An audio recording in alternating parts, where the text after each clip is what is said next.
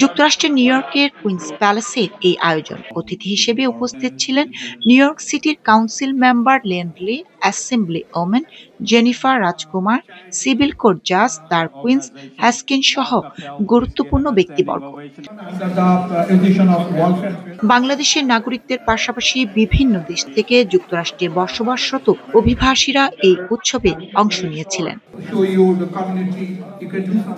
কমিউনিটির উন্নয়ন, পারস্পরিক সহযোগিতা, যেকোনো বিপদে আপদে একে অন্যের পাশে দাঁড়ানোর প্রত্যয় ছিল এই আয়োজনের মূল লক্ষ্য। ইউনাইটেড নেশনসের 14 জন হাই অফিসিয়াল আজকে এসেছিলেন। ওনারা আমাদেরকে প্রতিশ্রুতি দিয়েছেন আমাদের কমিউনিটিকে সর্বোচ্চ লেভেলে সহায়তা করে নেবেন।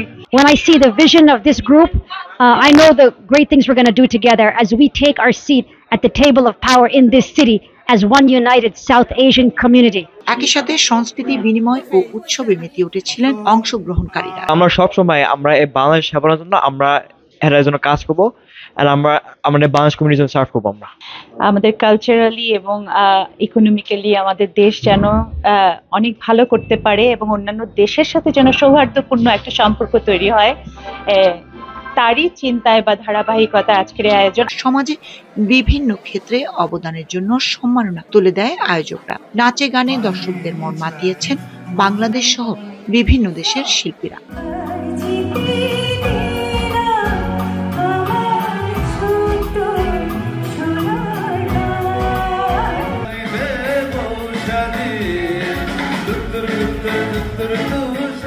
মল্লিকা খান, মাই টিভি, নিউ ইয়র্ক, যুক্তরাষ্ট্র।